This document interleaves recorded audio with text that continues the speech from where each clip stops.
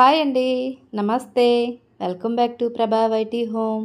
మీరు కనుక నా ఛానల్కి ఫస్ట్ టైం వస్తే లైక్ చేయండి, షేర్ చేయండి, సబ్స్క్రైబ్ చేసుకోవడం మర్చిపోకండి.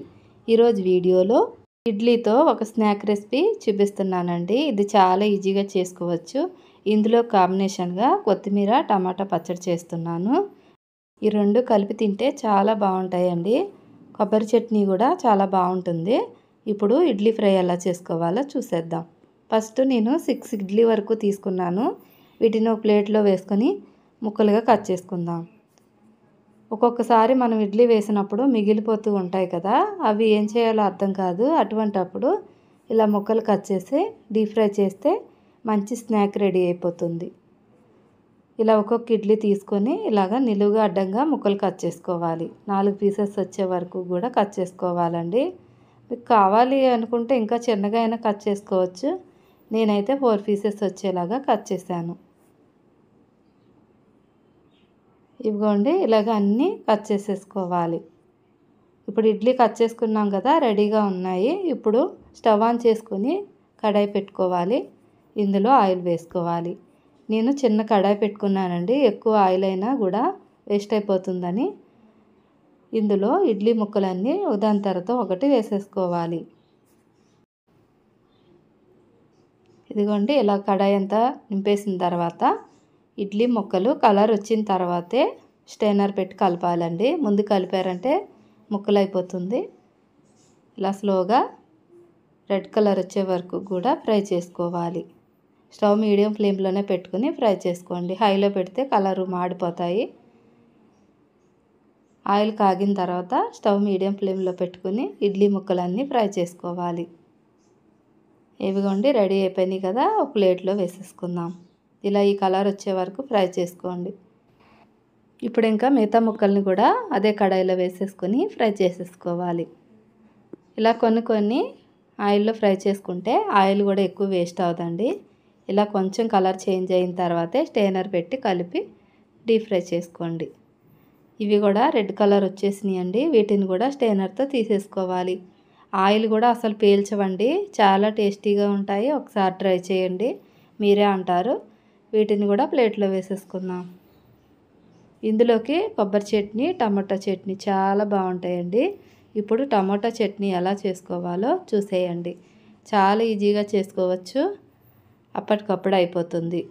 ఇప్పుడు స్టవ్ ఆన్ చేసుకొని కడాయి పెట్టుకొని 2 స్పూన్ల వరకు ఆయిల్ వేసుకోవాలి. ఆయిల్ వేడైన తర్వాత పచ్చిమిర్చి ముక్కలు వేసుకోవాలి. ఇవి 20 పచ్చిమిర్చి అండి. వీటిని సెంటర్కి కట్ చేసుకుని వేసుకోవాలి. ఇలా కట్ చేసుకోకపోతే పచ్చిమిర్చి పేలుతాయి. కట్ చేసుకుని వేసుకుని ఫ్రై చేసుకోవాలి. ఇప్పుడు ఇవి ఫ్రై అయిపోయినాయి కదా, ఒక ప్లేట్లో తీసేసుకుందాం. ఇప్పుడు ఇందులోనే టమాటా ముక్కలు వేసుకోవాలి. ఈ టమాటాలు 1/2 కిలో వరకు తీసుకొని ఇలా ముక్కలు కట్ చేశాను. కొత్తిమీర కూడా వేసేసుకోవాలి. ఇది ఒక కట్ట కొత్తిమీర అండి, కొంచెం మధ్యలో కట్ చేసి వేసేసాను. ఇలాగ ఈ రెండింటిని కలుపుకోవాలి. ఇప్పుడు ఇందులోకి కొంచెం చింతపండు వేసుకోవాలి.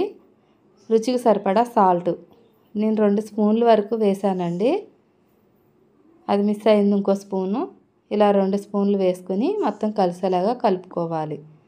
సాల్ట్ వేసుకుంటే త్వరగా మగ్గుతాయండి. ఇప్పుడు మూత పెట్టేసుకొని ఉడికించుకుందాం. స్టవ్ హైలోనే ఉంచుకొని ఉడికించుకోండి. తొందరగా వాటర్ బయటకు వస్తుంది. ఈ వాటర్ అంతా అయిపోయి దగ్గరికి వచ్చే వరకు కూడా ఉడికించుకోవాలి. టమాటా ముక్కలు మెత్తపడిపోవాలి. ఇప్పుడు మళ్ళీ మూత పెట్టేసుకొని ఇంకొక 5 నిమిషాలు ఉడికించుకుందాం. చూద్దామండి ఒకసారి. చూసారా టమాటా ముక్కలు ఎలా అయిపోయినాయో? ఇలా వచ్చే వరకు కూడా ఉడికించుకోవాలి. ఇందులో ఉన్న వాటర్ అంతా ఇంకిపోవాలి. ఇప్పుడు ఇది రెడీ అయిపోయింది. ఒక ప్లేట్లో తీసేసుకుందాం.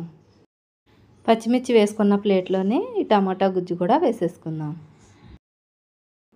చల్లారి పెట్టుకోవాలి. చల్లారిన తర్వాత గ్రైండ్ చేసుకోవాలి. ఇప్పుడు ఈ రెండు చల్లారిపోయినాయండి. ఒక మిక్సీ జార్ తీసుకొని ఇందులో పచ్చిమిర్చి వేసుకోవాలి. తర్వాత టమాటో పేస్ట్ కూడా వేసేసుకోవాలి.